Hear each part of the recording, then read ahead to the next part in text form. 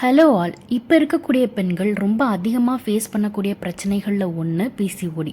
அதை பற்றி தான் இந்த 2 நிமிஷம் வீடியோவில் பார்க்க போகிறோம். பிசிஓடினா என்ன, அது எதனால் வருது, என்ன சிம்டம்ஸ்லாம் இருக்கும், எப்படி அதை சரி பண்ணலாம், சரி பண்ண முடியுமா அப்படிங்கிறது தான் இந்த வீடியோவில் பார்க்க போகிறோம். பிசிஓடி பிசிஓஎஸ் அப்படின்னு 2 டேர்ம் இருக்குது, ரெண்டுமே ஒன்று கிடையாது. பிசிஓடி அப்படிங்கிறது கருமுட்டைகளில் சரியாக வளர்ச்சி அடையாத முட்டைகளை உருவாக்கும்.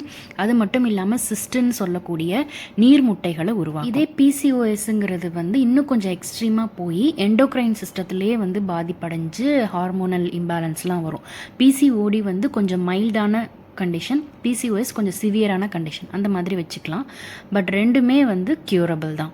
இந்த பிரச்சனை வந்தோன்னே பெண்கள் ரொம்ப சோர்ந்து போயிடுறாங்க. அதுவே அவங்களுக்கு ஒரு பெரிய ஸ்ட்ரெஸ்ஸாக இருக்குது. அது என்ன ஆகும்னா, அந்த ஸ்ட்ரெஸ்ஸு மேற்கொண்டு தான் அந்த கண்டிஷனை வேர்ஸ் பண்ணும். ஸோ நீங்கள் சின்ன சின்ன விஷயங்களை உங்கள் லைஃப் ஸ்டைலில் மாற்றிக்கிட்டிங்கன்னா கண்டிப்பாக இதை ரிவர்ஸ் பண்ணிடலாம்.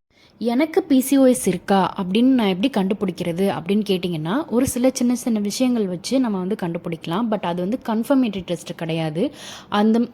இப்போ நான் சொல்ல போகிற இந்த சிம்டம்ஸ்லாம் உங்களுக்கு இருந்ததுன்னா மேற்கொண்டு நீங்கள் டாக்டர் கிட்ட போய் கன்ஃபர்மேட்டரி டெஸ்ட் எல்லாம் பண்ணி தான் நீங்கள் கன்ஃபார்ம் பண்ணிக்க முடியும்.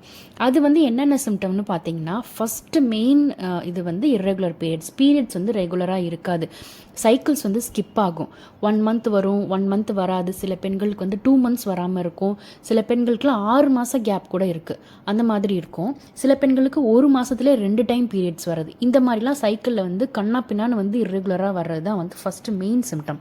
அடுத்தது வெயிட் கெயின். சரசரன்னு அவங்களுக்கு வெயிட் போட்டுரும், கொஞ்சம் ஒபீஸாக இருப்பாங்க. ஃபேஷியல் ஹேர்ஸ்லாம் இருக்கும், மீசா தாடி, கன்னத்துலலாம் முடி இருக்கும். அப்புறம் பருக்கள் இருக்கும், கன்னத்தில் நிறைய பருக்கள் வரும், தலைமுடி கொட்டும். இதெல்லாம் தான் சிம்டம்ஸு. இது எல்லாமே ஹார்மோனல் இம்பேலன்ஸ்னால தான் நடக்குது. இது இருந்ததுன்னா கண்டிப்பாக எனக்கு பிசிஓடி இருக்கா அப்படின்னா அப்படி கிடையாது. நீங்கள் போய் டாக்டர் கிட்ட கன்ஃபர்மேட்டரி டெஸ்ட் எடுத்து தான் கன்ஃபார்ம் பண்ணிக்கணும். இந்த பிசிஓடி எதனால் வருது அப்படின்னு பார்த்தீங்கன்னா, ஸ்ட்ரெஸ்ஸு, சரியாக தூங்காமல் சரியான டயத்துக்கு தூங்கி எந்திரிக்காமல் நடுராத்திரிலாம் முழிச்சிட்டு இருக்கிறது, அந்த மாதிரிலாம் பழக்கம் இருந்ததுன்னா அதனால் வரும்.